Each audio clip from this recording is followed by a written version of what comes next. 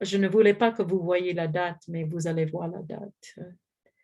Si vous vouliez deviner de quelle époque vient cette version de la chanson de Roland, qu'est-ce que vous direz? Vous voyez que ce n'est pas dans le français contemporain et l'art, le style que nous avons, l'art, le style est très ancien, c'est comme les manuscrits illuminés. Donc, on aurait pu peut-être deviner que c'est une production hyper ancienne. Mais si vous regardez la qualité des images, vous regardez les couleurs, etc., vous allez constater que c'est fait dans le style ancien. Mais c'est clair que ce n'est pas du tout le même que ceci. Ça ne date pas du même époque. Pas du tout. Ça date beaucoup plus récemment, 1945 en fait. Voilà. Et puis, nous avons celui-là. C'est peut-être, ça ressemble, n'est-ce pas, à celui-là. Et c'est le même texte, dans plus ou moins le même style. Mais encore une fois, si on regarde le papier, la régularité des lignes, le manque des traces de touches, c'est évident que c'est beaucoup plus récent. Et en fait, c'est une récréation de 2009. OK. Donc, maintenant, j'ai copié. Cette chanson parle d'un homme, le tour à la ruine, avec un courage joyeux et dans la main une épée d'acier froid, une épée d'acier froid. Alors il est allé profondément en territoire ennemi avec une armée fière. Sa corne sonne olifant au col de Roncevaux, au col de Roncevaux. Oh, oh, oh, oh, la chanson de Roland. Oh, c'est la chanson de Roland. Oh, vous reconnaissez que ça, c'est quelque chose de très récent, n'est-ce pas? Et c'est évident que c'est une chanson populaire. En fait, c'est traduit de l'allemand en français pour que vous les voyez. Mais c'est un groupe allemand qui ont créé, euh, mais en regardant le style, même on peut voir que c'est une chanson, n'est-ce pas? C'est évident. Et si c'était en allemand, il y aura les rimes et les oh, oh, oh, oh, c'est évident que c'est une chanson. C'est une autre sorte de littérature. On peut le constater, on peut comprendre en regardant. Et enfin, ma dernière exemple de chanson de Roland. Ce texte-là. En somme, la difficulté à manier le système girardien tient à son apparente simplicité qu'une lecture hâtive et partielle assimile parfois à du simplisme et à la complexité réelle des concepts qu'il pense en cohérence, traversant l'ensemble des disciplines littéraires et scientifiques. Aussi, son étude constitue-t-elle un véritable voyage au bout des sciences de l'homme et sa mobilisation présente toujours le risque de dépasser en tous sens le chemin que l'on entend parcourir. Pour limiter autant que possible les digressions et les dérives, nous proposons de nous en tenir à un emploi strict de la théorie girardienne en tant que méthode de lecture 19. Nous sommes en effet convaincus que les principes exégétiques destinés à lever l'ambivalence des figures mythiques sont pertinents pour appréhender la construction complexe qu'est le personnage épique de Roland. c'est une thèse doctorale sur la chanson de Roland. Et vous constatez, sans que je ne le dise, que c'est une thèse doctorale, n'est-ce pas? Très difficile à déchiffrer, même si on parle français couramment.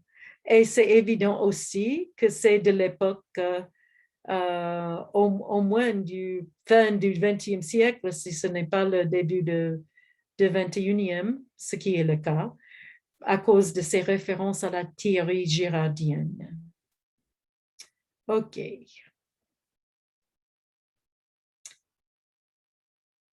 J'arrête de partager maintenant. 14 questions. D'accord. Donc, je sais que c'est beaucoup de choses à saisir, mais j'ai terminé par cet exercice, comme j'ai commencé par l'exercice avec Christiana, pour vous montrer que on a des niveaux de tradition. Le fait que ça existe, les niveaux de tradition, et que nous pouvons les détecter, ne touche point à l'autorité et à l'inspiration de nos écritures. Nos écritures sont inspirées par Dieu par rapport à un long processus où ils viennent nous toucher les vies. Donc, le fait que c'est un processus très humain que je vous ai montré ne touche pas à ça fonctionne comme parole de Dieu dans nos vies. C'est un principe très chrétien que Dieu décide de travailler à travers l'humanité. Et enfin, il se révèle parfaitement en se plongeant complètement dans notre humanité, en devenant chair. Donc, je vous présente l'histoire telle que nous le comprenons et je suis prête à répondre à vos questions, mais je ne suis pas sûre que je serai capable de répondre à toutes les questions. Et c'est bien ça, parce que ça nous pousse toujours à chercher des réponses de plus loin. OK. Giro, avec les questions. Merci beaucoup, Pasteur Karen. Merci pour l'exhortation à la fin. Alors, donc, je prends peut-être en groupe de 3, parce que comme il y en a 14, pour aller un peu vite, je suis pas sûr que l'on finira. Donc, je pense que les intéressés écriront juste après. Alors, nous garderons d'ailleurs toutes les questions. La première question dit ceci: le Pentateuque, tel que nous l'avons dans la Bible, est-il une réécriture ou c'est exactement le texte source? Est-ce le même texte que les Juifs le même texte que les Juifs ont partagé dans la Torah ou ils ont utilisé dans la Torah? Voilà. Bon, oui, le texte que nous avons, c'est le même texte du Pentateuque qu'avaient les Juifs et qu'ont les Juifs actuellement. C'est toujours le même texte. Mais nous savons que même pour les Juifs, the standardization, l'étendardisation, est-ce que ça peut se faire? La canonisation, comme le processus de canonisation, ça voulait dire qu'à un moment historique, le Pentateuque prenne sa forme finale. D'accord. Mais c'est commun à nous tous, à nous, aux catholiques, le Pentateuque, aucune différence entre nous, les catholiques, les orthodoxes, les juifs. Et voir les Samaritains. Oui, La deuxième question. effectivement. La deuxième question. Oui. C'est pour ça que les Samaritains n'acceptent pas. C'est lié à toute cette histoire. Le Pentateuque prenne sa forme finale avant qu'il n'y ait la grande division entre les Samaritains et les Juifs du Sud. pendant la période perse, la deuxième partie de la période perse et la période grecque. Merci beaucoup. Donc, je m'en vais à la deuxième question. Donc, la deuxième question dit, les tablettes de la loi de Moïse étaient, bon, en quelle langue étaient-elles? C'est ça la question. Aucune idée. Bon, disons, nous ne savons pas. Ouais. Nous ne savons pas. Troisième question. Parce que ça ne reste pas. Mais nous savons qu'il n'y avait pas d'hébraïque, des traces de l'hébraïque écrites jusqu'à bien plus tard. Donc, c'est un mystère. C'était dans quelle langue? C'est un mystère. Ouais.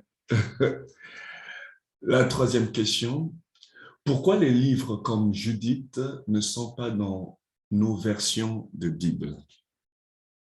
Livre de Judith fait partie des livres qui sont les derniers écrits, et j'essayais d'expliquer, je suis sûre que je ne l'ai pas bien fait, que quand le conseil de Jamnia, c'est les Juifs qui ont établi le Tanakh, quand eux ont considéré les écrits, c'était clair que la loi et les prophètes étaient écriture.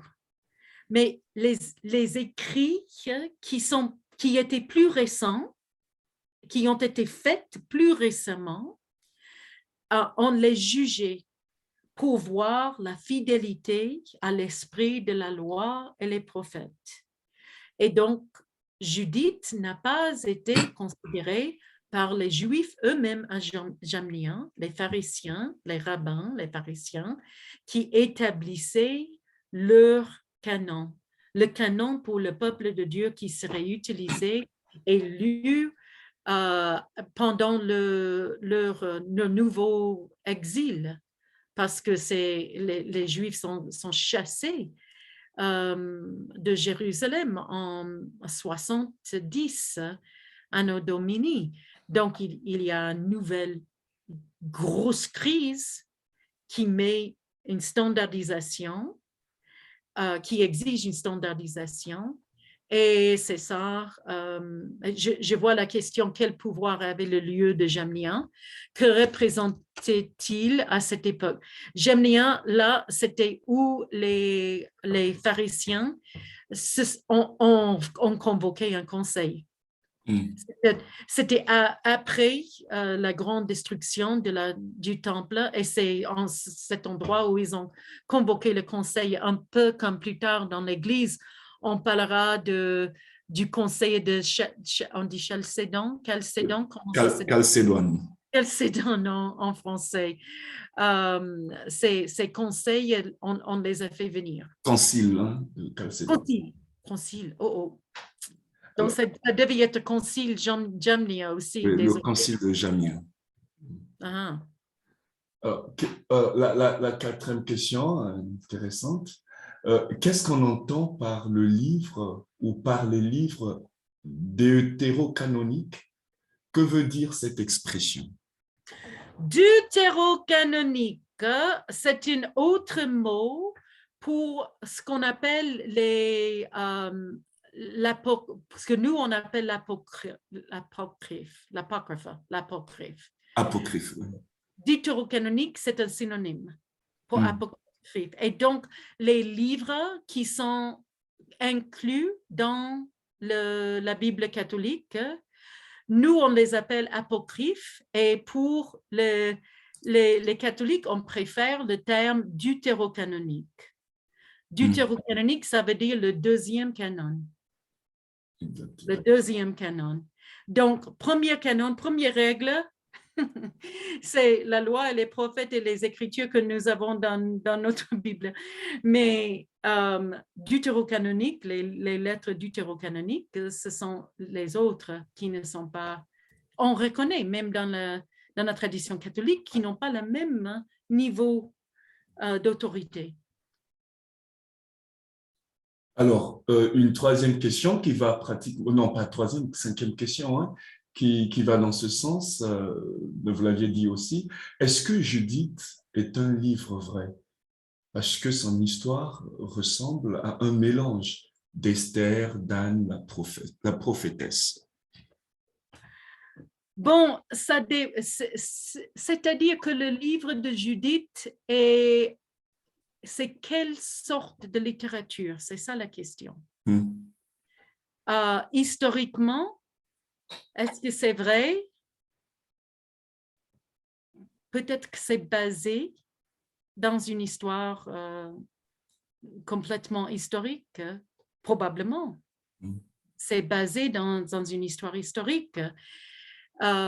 Mais est-ce qu'il y a aussi des... How do we say? Je vous ai déjà dit que je commence à perdre mon français très tard.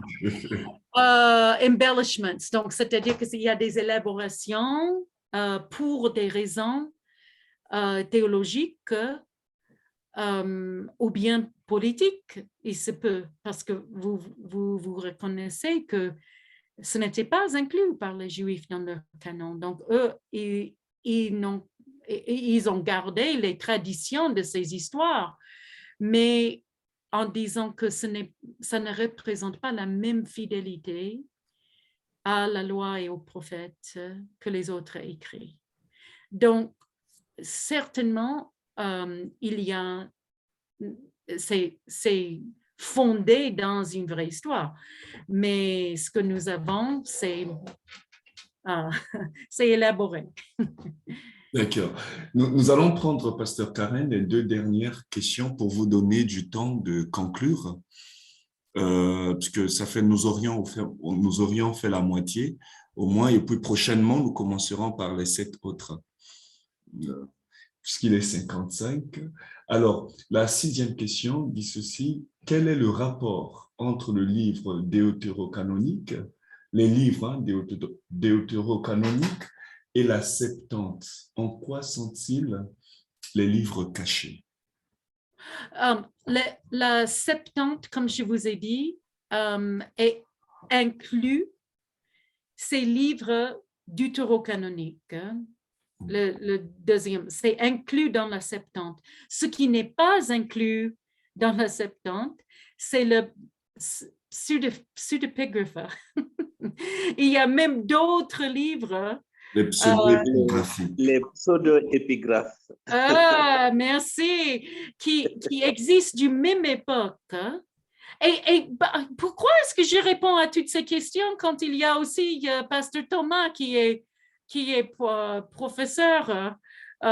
Jérôme, tu as étudié tout cela bien beaucoup plus récemment que moi également, mais c'est une autre collection qui n'est pas inclue, mais qui existait toujours et nous pouvons trouver ces écrits qui représentent d'autres communautés ou bien d'autres lignes théologiques qui n'ont pas été acceptées dans la Septante, mais quand même qui circulaient. OK. Donc, alors, Pasteur Karen, la toute dernière question pour que l'on respire et que l'on finisse. Alors, ça commence avec un « s'il vous plaît ».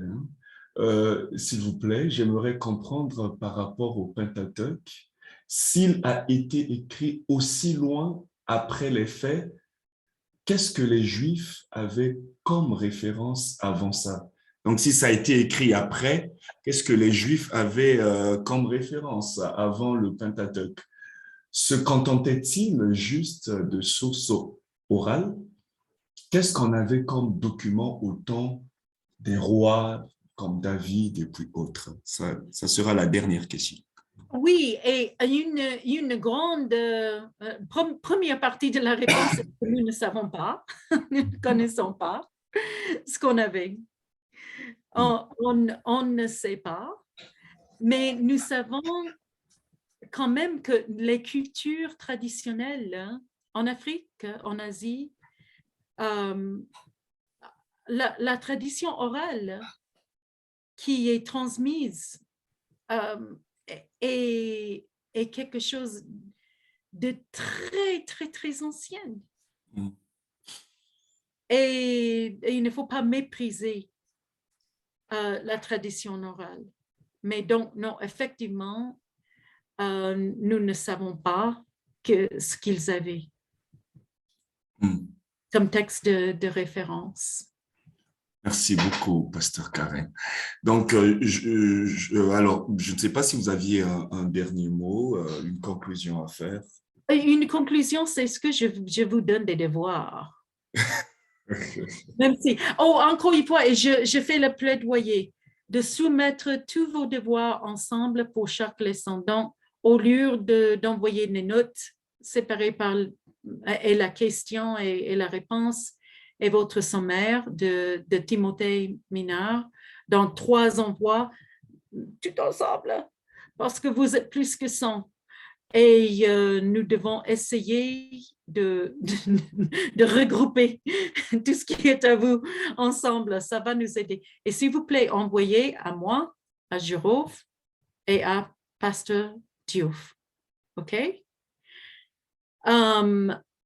Puis, le devoir, c'est de regarder les 2 récits de création que nous avons dans notre Bible. Genèse 1 et Genèse 2. Donc, Genèse 2, 3, normalement, c'est ensemble, c'est toute une histoire, mais j'arrête avec Genèse 2. Je vais vous envoyer la feuille où j'ai proposé une sorte de visuel pour Genèse 1, pour comprendre. J'aimerais bien que vous lisiez les 2 contes de création et que vous fassiez des remarques, que vous réfléchissez par rapport à ce que vous avez appris ce soir, ou bien vous connaissiez déjà, peut-être c'est juste les contenus. Et donc, faire un commentaire de ce que vous voyez dans les 2 textes, de Genèse 1, de Genèse 2. Et ce qui est le plus important, c'est la question, qu'est-ce que ces 2 textes nous apprennent de Dieu? Qu'est-ce que nous apprenons de Dieu par ces 2 textes?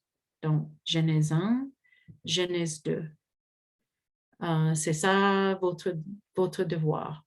Et je vous enverrai la feuille où c'est organisé pour que vous voyez un peu la structure de Genèse 1, surtout. OK. C'est bon? D'accord. J'aurais dû demander Jérôme et Thomas si vous aviez quelque chose à ajouter à ce que Non, mais c'est pas grave, hein, Pasteur Karen. je vous laisse un moment aussi, oui. OK, donc je pense que c'est plutôt un travail de comparaison des 2 textes, donc de Genèse 1 et puis Genèse 2, c'est cela.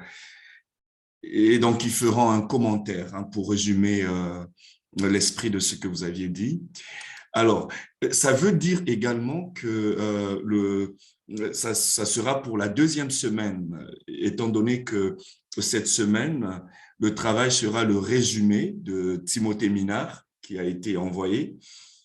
Et puis, la semaine prochaine, ça sera le travail de comparaison sur Genèse 1 et Genèse 2. Oui, mais je vous suggère de ne pas attendre 2 semaines de le faire si vous avez le temps, parce qu'encore une fois, vraiment, on ne cherche pas la perfection.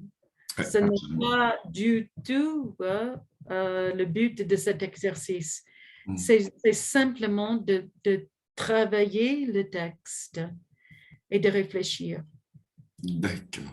Merci beaucoup. Comme il est 22h03, dépassé de 3 minutes, je m'en vais donner la parole au pasteur Diouf, tout en précisant juste avant.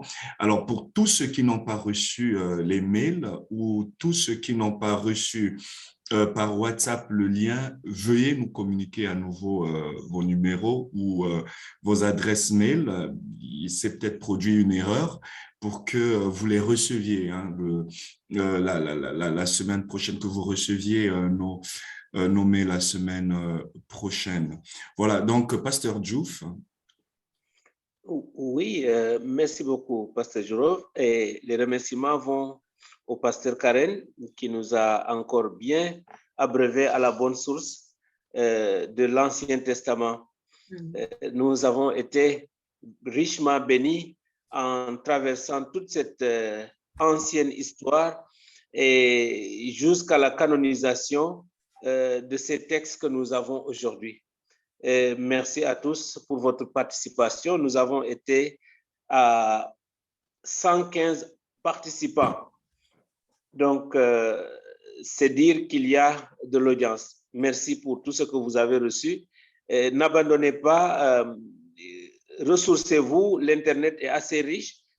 Toutes ces expressions que vous ne réussissez pas à digérer tout de suite, cherchez dans l'Internet. Si vous ne parvenez pas, associez-nous à la recherche et nous allons vous guider au moment réel. Donc, c'est juste les premiers pas. Ça ira encore plus vite et ça sera beaucoup une bénédiction. Merci beaucoup. OK, donc je pense qu'on a fini. Hein? Merci beaucoup. Et puis, bon, Pasteur Karen, je pense que c'est bon de votre part. OK, c'est bon. Donc, que le Seigneur vous bénisse, que le Seigneur bénisse votre étude de la parole de Dieu qui nous viennent à travers les paroles de nos Écritures et que ce soit notre source de lumière, la lampe à nos pieds, lumière Amen. sur nos sentiers, maintenant et toujours. Bonne nuit. Merci. Bonne nuit. Donc, on peut réactiver les cams, on peut, voilà, donc c'est fini, quoi. Merci beaucoup. Donc, à lundi, à lundi prochain. Bye bye. Bye bye. Au revoir. Donc, veuillez quand même nous communiquer vos commandes pour ceux qui n'ont pas reçu l'invitation, le lien sur WhatsApp. Renvoyez-nous le lien, soit par le pasteur Diouf, soit par moi. Voilà. Sinon, vous laissez un message, je suis encore là, je ferai copier-coller, quoi. Au revoir, donc à très bientôt. Au revoir. Au Au revoir. revoir. Merci. Au revoir. Au revoir. Merci beaucoup.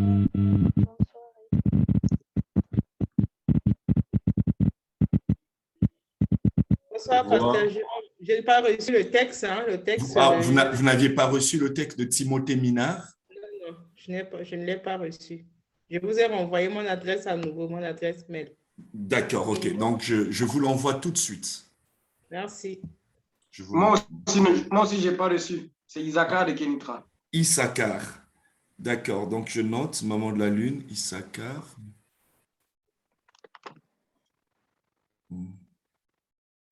Ok, donc je vous l'envoie. Bonsoir, pasteur. Moi aussi, je ne l'ai pas reçu. Tzadok. Tzadok, ok. Tais-toi. Super. Bonsoir, pasteur. Moi aussi, Christelle, je n'ai rien reçu. Je vous ai renvoyé tout de suite mon adresse mail. Alors, je viens de voir Christelle, ok. Oui. Christou Gabi, c'est cela. Exactement. Super. Donc, je vous l'envoie. Je vous le renvoie tout de suite. Et pour Allez-y. la séance dernière, est-ce que ça a été envoyé ou pas? Pour la séance? Oui, la vidéo de la séance. Non, pas encore. Nous sommes en train de voir comment le faire. C'est grand comme ça. 3 heures, oui. Et donc, voilà, mais vous l'aurez, hein, vous aurez simplement un lien où nous mettrons sur YouTube. Mais nous sommes en train de voir comment le faire. D'accord. Ça a été enregistré pour vous. D'accord. Parce qu'on était arrivé en retard, donc on n'avait pas suivi le début. Ok, ne vous en faites pas. Je pense que ça, nous ferons le nécessaire et vous l'aurez. D'accord. Merci beaucoup. Merci. Merci. Excellent à vous.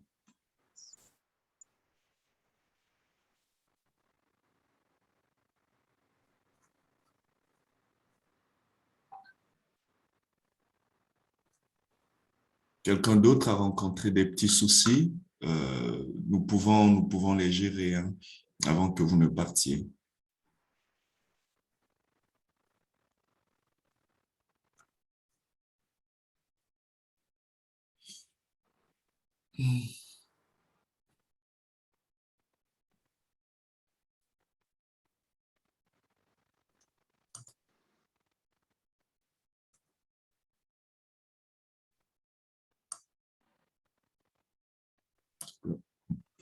Qui ne dit mot qu'ensemble. C'est ce que je suis en train de comprendre. C'est bon, pasteur, je peux arrêter? C'est bon? Non, pardon, attendez, pardon. Alors, Franck, Oui, pasteur. vous restez un moment avec nous, D'accord, ok. avec Papa Diouf tout à l'heure. Oui. Donc, comme ça, Franck, nous ferons plutôt recours à vous hein, pour les questions de technique. Pasteur Diouf, c'est Franck qui nous a plutôt aidé hein, dans... Pasteur Jean-Marie, je ne vous avais pas vu. Bien, merci beaucoup. Hein. C'est maintenant que je vous vois. Nous sommes en train de manger les miettes qui tombent de leur table. Nous mangeons les miettes qui tombent de leur table. Ouais, moi, j'ai ramassé aussi les miettes. Vraiment. OK. Merci d'être passé, pasteur Jean-Marie. Merci beaucoup pour la coordination de toute cette gigantesque travail. Que le Seigneur soit avec vous, le pasteur Diouf, pasteur Karen. Merci beaucoup. OK, bien. Bonne soirée. Merci beaucoup, pasteur Jean-Marie. Allez, Franck, tu es là, non? Oui, pasteur, je suis là. Oui, donc je disais peut-être que le pasteur Diouf fait partie? Non, je suis là. Ah, OK. Donc, je disais que peut-être prochainement, nous, plutôt que de déranger les gars de la communication, nous te ferons appel parce que tu sais, moi, je ne suis pas trop technique. Hein. Il y a des choses que je ne maîtrise pas vraiment. Et donc, par exemple, les lundis, si tu peux être avec nous vers 18h30, ouais. Comme ça, on voit. Et puis, on me dit que tu travailles aussi en même temps. Tu n'es pas à Gadir. Oui, là, je ne suis pas à Gadir, je suis à Lyon. Wow. Ce qui fait que, bon, j'arrive à terminer le boulot tôt, mais quand je suis à Gadir, parfois, je finis à 18h30. Mais ce n'est pas un souci. Hein, OK, merci beaucoup alors. C'est ce que je voulais dire. Ça, c'est à applaudir. Ah, merci. Ouais, c'est ça. Vraiment. Ouais. Oh non, ça va beaucoup nous aider, parce que le pasteur Diouf et moi, parfois on est en train de courir un peu. Wow. Oui. Non, il n'y a pas de problème, pasteur. Il n'y a pas de problème. Okay. C'est Franck Ollier? Oui, pasteur, c'est ça. OK, bonsoir Franck. Bonsoir, pasteur. C'est le patron de la jeunesse, c'est notre patron. Ah, c'est mon président. nous autres jeunes de l'église. Ouais. D'accord. OK, je pense que c'est peut-être tout. Je vais juste coller Franck Ollier. D'accord, pasteur. Au pasteur Diouf, merci. Hein, vous avez dû courir pour nous retrouver.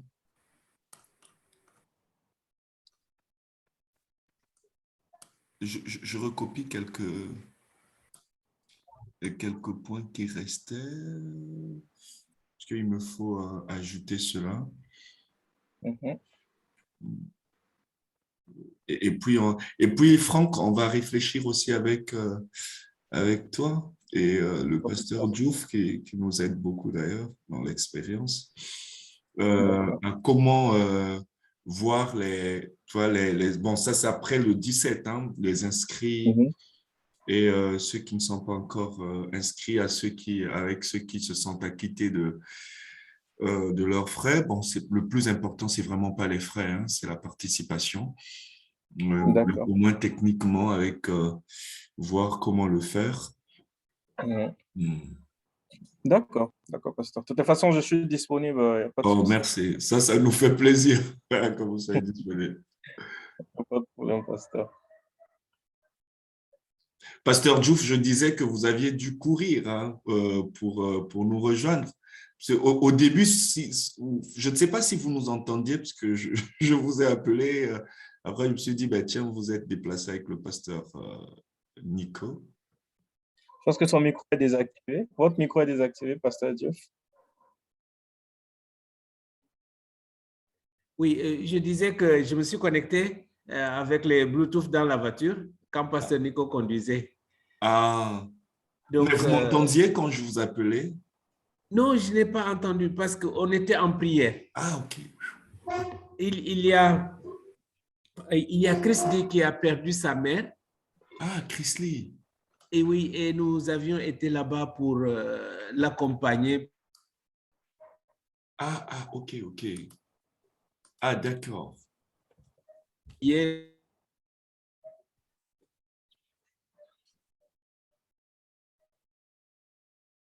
Alors, nous l'entendons. Je pense qu'il y a un souci de connexion. Il y a un souci de connexion. Ben, Franck, écoute, je suis très content, quoi. Parce que c'est difficile tout à l'heure. Il y avait des gens qui appelaient, il y avait des. Oui. C'est très compliqué. Je voyais les gens écrire non, on n'arrive plus à se connecter. Oui, et c'était chaud. Ouais, merci, hein, non, c'est rien.